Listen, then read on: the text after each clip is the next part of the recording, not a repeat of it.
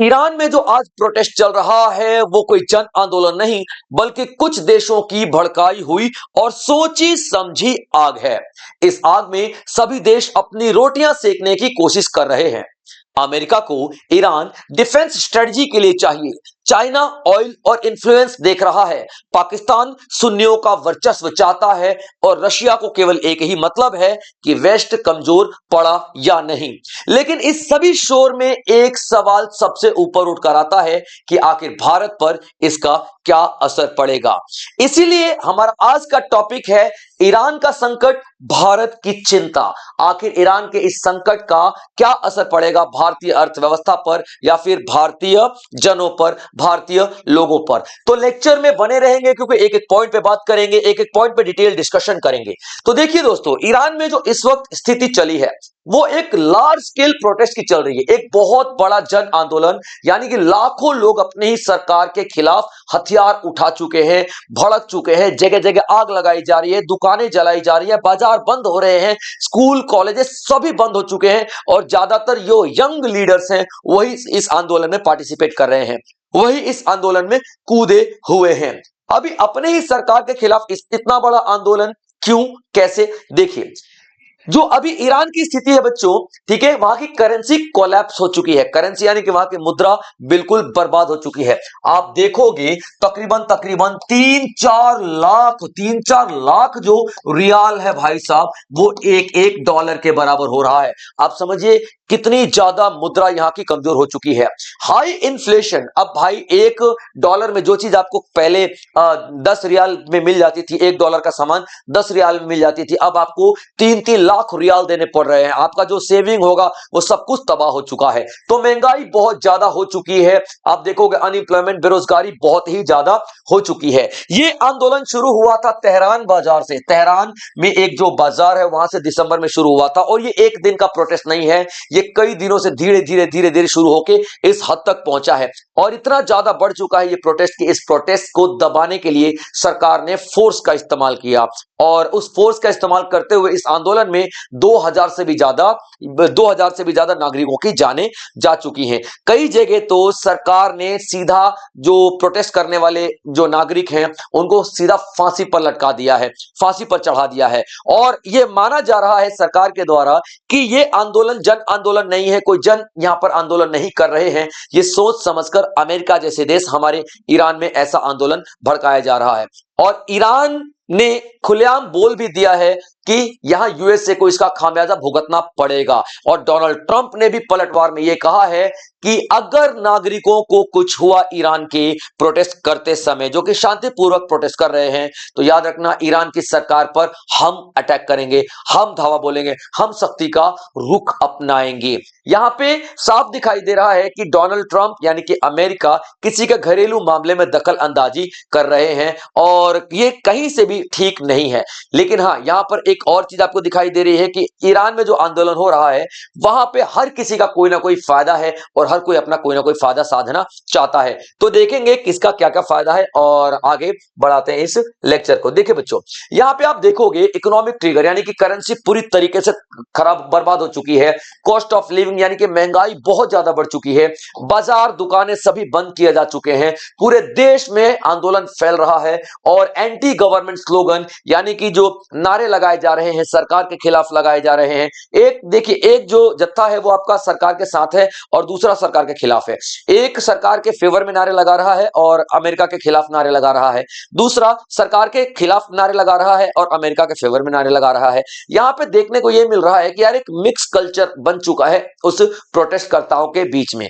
अभी देखिए, और इसका जो मेन कारण है, ये नागरिकों का कहना क्या है। देखिए, नागरिकों का कहना है कि भैया हम लोगों ने आपको राष्ट्रपति यानी कि प्रेसिडेंट बनाया था, आपको हम लोगों ने पावर दी ताकि आप हमारे देश को संभालो। और ये पावर किसकी बात हो रही है? मसूद पेजेश्कियान की। मसूद पेजेश्कियान की पावर की बात हो रही है। अब मसूद पेजेश्कियान को राष्ट्रपति तो बना दिया गया है लेकिन रियल पावर इनके पास है? बिल्कुल भी नहीं। रियल पावर देखेंगे आप लोग ईरान में किसके पास है, तो रियल पावर ईरान में धर्म गुरुओं के पास है। जो रिलीजियस ग्रुप है, जो धार्मिक संगठन है, उनके पास है। आप देखोगे जो धार्मिक संगठन है उन लोगों के पास मेन मुख्य पावर यहां पर दिखाई देगी। किसकी भाई साहब? तो किसकी? तो ईरान की मुख्य पावर दिखाई देगी।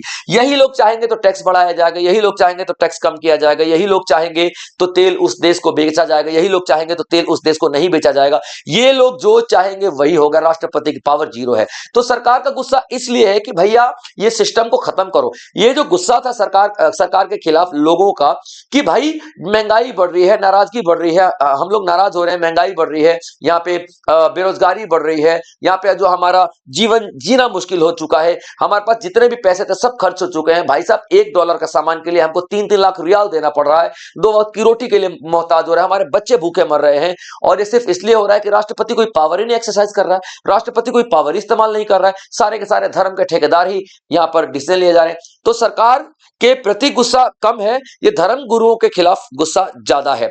और धीरे धीरे गुस्सा इतना ज्यादा भड़क चुका है कि पूरे देश में आंदोलन किए जा रहे हैं और इसमें सबसे ज्यादा युवा शामिल है। अब देखिए ईरान की जो इंस्टेबिलिटी है, ईरान में जो उथल पुथल मच रही है, वो इंडिया के लिए क्यों मैटर करता है? इंडिया के लिए 3 पॉइंट्स पे मैटर करता है। एक स्ट्रेटेजिक एक्सेस, यानी कि ईरान ऐसी जगह पे बैठा हुआ है, ईरान का जो नक्शा है ऐसी जगह पे जो कि भारत के लिए बहुत ज्यादा जरूरी है। डिटेल में आगे मैं आपको मैप के जरिए समझाऊंगा।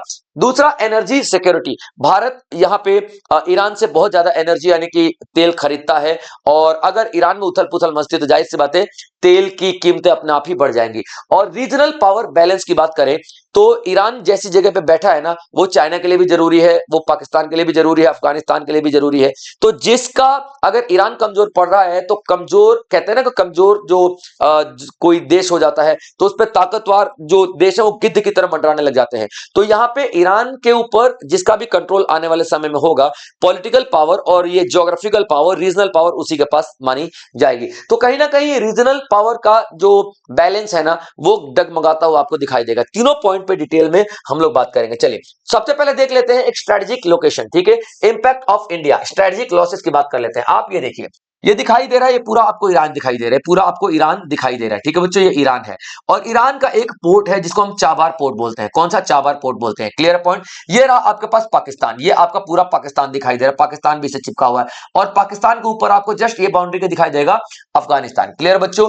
और ये हमारा प्यारा भारत है, हमारा प्यारा भारत है। भारत अगर यहां से जाना चाहता है अफगानिस्तान या मिडिल ईस्ट के देशों में तो पाकिस्तान की जमीन इस्तेमाल करना पड़ेगा, तो पाकिस्तान अपनी जमीन इस्तेमाल करने देता नहीं है। तो यहां से भारत निकलता है मुंबई से, भारत निकलता है मुंबई से, और चाबार पोर्ट पे इन्वेस्टमेंट कर रखा है भारत ने, ईरान के साथ दोस्ती कर रखी है, और चाबार पोर्ट का इस्तेमाल करता है भारत ईरान जाने के लिए, और ईरान से फिर अफगानिस्तान, अफगानिस्तान से मिडिल ईस्ट के बहुत सारे देशों में जाता है। यानी कि आप देखोगे जो चाबार पोर्ट है ना, एक वही ओनली लैंड ब्रिज है, इकलौता ऐसा रास्ता है जिस रास्ते से मिडिल ईस्ट के देशों तक भारत जा सकता है। और अगर ईरान उथल पुथल मचा और चाबार पोर्ट नष्ट हुआ या कुछ ऐसे चाबार पोर्ट पर कोई खतरा आया तो भारत का मिडिल ईस्ट में जाना नामुमकिन सा हो जाएगा।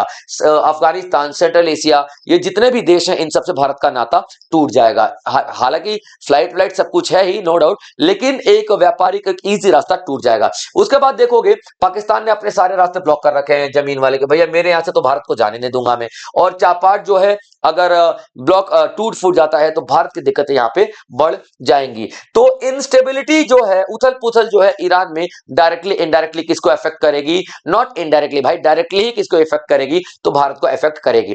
दूसरा देख लेते हैं एनर्जी के बारे में, इकोनॉमी एंड एनर्जी, यानी कि इसमें क्या असर पड़ने वाला है। तो देखिए भारत जो है आठवां लार्जेस्ट ट्रेडिंग पार्टनर है, किसका?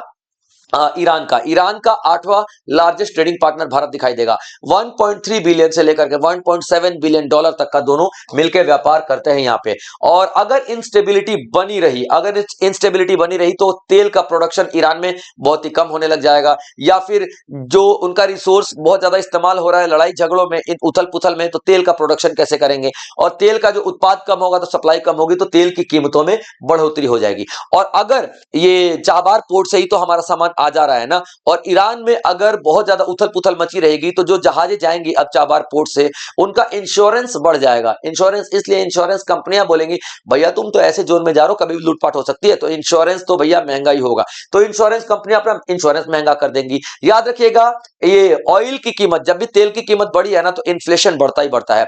क्योंकि एक जगह से सामान दूसरी जगह ले जाने के लिए हमेशा गाड़ी ट्रांसपोर्ट की जरूरत पड़ेगी और जिसमें इस्तेमाल होता है तेल। अगर तेल महंगा हुआ तो गाड़ी से जो सामान इधर उधर जाता है वो 5,000 का की जगह अगर 10,000 का पेट्रोल आ रहा है तो जाहिर सी बात है सामान अपने आप महंगा हो जाएगा। और ऐसी कोई भी चीज नहीं है जो ट्रांसपोर्ट के जरिए एक जगह से दूसरी जगह नहीं जाती है। तो डेफिनेटली अगर तेल महंगा होगा तो भारत के अंदर वही तेल आता है तो भारत में भी महंगाई बढ़ेगी और भारत का जो करंट अकाउंट डेफिसिट है वो कमजोर हो जाएगा, कम हो जाएगा, घाटा बढ़ जाएगा। याद रखना, ठीक है, घाटा बढ़ जाएगा। कैसे? देखिए, करंट अकाउंट डेफिसिट क्या होता है? करंट अकाउंट एक्सपोर्ट और इंपोर्ट का एक अकाउंट होता है, एक्सपोर्ट इंपोर्ट का एक अकाउंट होता है। भारत कितना एक्सपोर्ट कर रहा है और इंपोर्ट कर रहा है। जब भी भारत का इंपोर्ट ज्यादा हो जाएगा, जब भी भारत का इंपोर्ट क्या हो जाएगा? ज्यादा हो जाएगा। जब भी भारत का इंपोर्ट क्या हो जाएगा? ज्यादा हो जाएगा और एक्सपोर्ट क्या हो जाएगा? कम हो जाएगा। इंपोर्ट ज्यादा करेंगे तो पैसा हम ज्यादा देंगे। तो पहले जो 1 लीटर तेल के हम 10 रुपए देते थे, कीमत बढ़ जाने की वजह से 1 लीटर पेट्रोल के अब हम 20 रुपए देंगे, 10 रुपए एक्स्ट्रा पे कर रहे हैं। जब हम ज्यादा पे करेंगे तो हमारा भुगतान ज्यादा होगा, भुगतान यानी कि पेमेंट ज्यादा होगा। तो पेमेंट ज्यादा होगा तो डेफिनेटली हमारा घाटा बनेगा। तो करंट अकाउंट डेफिसिट हमारे यहां पे बनता हुआ दिखाई देगा। ठीक है बच्चों, अब देख लेते हैं पाकिस्तान का जो क्या क्या फायदे हैं अगर ये ईरान का जो प्रोटेस्ट चलता रहेगा तो पाकिस्तान को क्या क्या स्ट्रेटेजिकली फायदे होने वाले हैं। अभी देखिए, ईरान में क्या है? शिया है। देखिए, मुस्लिमों के दो पार्ट्स में मुस्लिम होते हैं, एक शिया और एक सुन्नी। ईरान में शिया है जो कि एक्सट्रीमिस्ट सुन्नियों के खिलाफ रहते हैं और सुन्नियों को सपोर्ट कौन कर रहा है? पाकिस्तान के सुन्नी सुन्नी ईरान में जो शिया लोग हैं ना, तुम पर बहुत नाइंसाफी करते हैं। सुन्नी लोग, चलो मैं तुमको सपोर्ट कर रहा हूं, पाकिस्तान बोल रहा है सुन्नी लोगों को मैं तुमको सपोर्ट कर रहा हूं, तुम शिया वालों को उखाड़ो, शिया वालों को तबाह करो, शिया वालों को बर्बाद करो, सत्ता से हटा दो। ठीक है, तो ये क्या कर रहा है? ईरान का जो शिया लोग हैं, ठीक है, जो शिया के जो लीडर है वो एक्सट्रीमिस्ट यानी कि जो बहुत ही ज्यादा उत्पाती जो सुन्नी जो मुस्लिम है उनके खिलाफ हमेशा काम करता है। और पाकिस्तान ने हमेशा सपोर्ट किया किसको? सुन्नी एक्सट्रीमिस्ट को। अब यानी कि ईरान के खिलाफ हमेशा से ही पाकिस्तान रहा है, याद रखना। और अपोज तालिबान डोमिनेंस, और तालिबान के जो डोमिनेंस को हमेशा से ही नकारता आया है ईरान। अब देखिए, यहां पे एक एंगल समझने की कोशिश कीजिएगा। ठीक है, अफगानिस्तान किसके ऊपर है भाई साहब? तो अफगानिस्तान है पाकिस्तान के ऊपर, पाकिस्तान के साथ बॉर्डर शेयर करता है। इसमें जो तालिबान है, तालिबान जो एक टेररिस्ट ग्रुप है भाई साहब, मैं तो टेररिस्ट ग्रुप ही कहूंगा इसको। ठीक है, इसका यहाँ पे देखिए चाइना और पाकिस्तान चाहते हैं कि तालिबानियों का वर्चस्व बढ़े और यहाँ पर भारत और ईरान चाहते हैं कि तालिबानियों का वर्चस्व कम हो जाए, क्योंकि यार टेररिस्ट ग्रुप है और कहीं ना कहीं यहाँ पे महिलाओं की आजादी, मानवाधिकार, ये सब कुछ का बहुत ज्यादा हनन करते हैं लोग। अफगानिस्तान में जीवन है ही नहीं एक तरीके से, मान लीजिए, इन तालिबानियों की वजह से। लेकिन पाकिस्तान चाहता है कि ऐसी स्थिति बनी रहे ताकि जब भी जरूरत पड़े तो अफगानिस्तान के साथ, इन आतंकवादियों के साथ हम लोग मिल ले। भाई पाकिस्तान भी आतंकवादी है ना, समझ रहे हो, और यहाँ पर भी तालिबानी भी आतंकवादी, दोनों भाई भाई एक दूसरे के साथ मिल जाएंगे।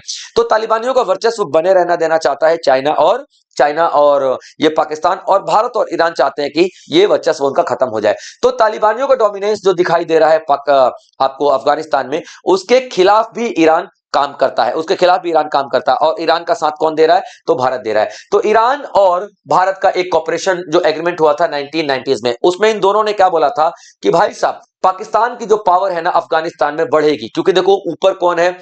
एक ही बाउंड्री शेयर कर रहा पाकिस्तान, तो पाकिस्तान पूरी कोशिश करेगा अफगानिस्तान को खुद में मिलाने की। तो पाकिस्तान को बढ़ते हुए कदमों को अफगानिस्तान हम लोग रोकेंगे।